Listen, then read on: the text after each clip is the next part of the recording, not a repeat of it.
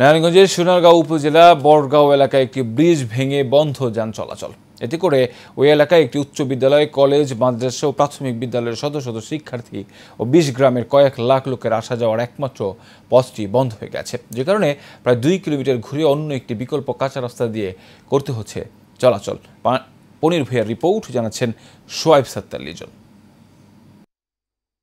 কাদামাটি পেরিয়ে শিক্ষা প্রতিষ্ঠানে যেতে হচ্ছে শিক্ষার্থীদের। এজন্য সময়মতো শিক্ষা প্রতিষ্ঠানে পৌঁছাতে না পেরে পড়ালেখায় বড় ধরনের ক্ষতি হচ্ছে তাদের। শুধু শিক্ষার্থী নয়, ২০ গ্রামের কয়েক লাখ লোকের আসা যাওয়া এখন এই পথে। এলাকাবাসী জানান, উপজেলার সাদিপুর ইউনিয়ন বড়গাঁও এলাকার হিজলতলা বাজারের পাশের ৩০-৪০ বছরের পুরনো একটি ব্রিজ ভেঙে যান চলাচলের অনুপযোগী হয়ে পড়ায় দুর্ভোগে পড়েছেন তারা। ব্রিজটা ভাঙার কারণে ৫ নং ওয়ার্ড এবং ৪ নং ওয়ার্ডের যারা কর্মজীবী মানুষ তাদের অনেক সমস্যা হচ্ছে। ব্রিজের মাথাটা ভাঙা, আমাদের অনেক ভোগান্তি হচ্ছে।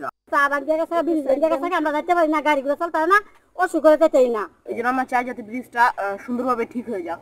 এই ব্রিজটা অতি তাড়াতাড়ি মেরামত করার জন্য আমি সংশ্লিষ্ট যারা কর্তৃপক্ষ আছে তাদেরকে অনুরোধ করছি।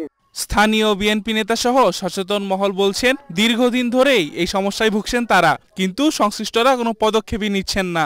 ব্রিজটি ভেঙে যাওয়ায় এখানে স্থানীয় দবিরুদ্দিন ভূঁইয়া উচ্চ বিদ্যালয়, স্থানীয় প্রাইমারি স্কুল, স্থানীয় মাদ্রাসা, ছাত্রছাত্রীদের যাতায়াতের বিঘ্ন ঘটতেছে।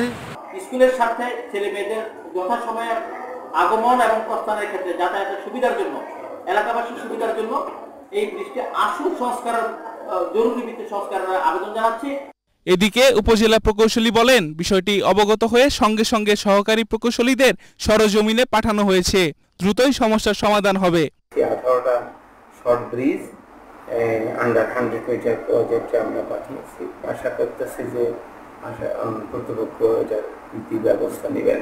স্থানীয়ভাবে আমরা দেখি এটাকে জরুরি মেরামত করা যায়, যাতে জনদুর্ভোগ না হয়, সে ব্যাপারে আমরা সচেষ্ট থাকব। আশ্বাস নয়, দ্রুত ব্রিজ নির্মাণের উদ্যোগ গ্রহণের দাবি এলাকাবাসীর। Shoaib Sattar Lizon, Asian television.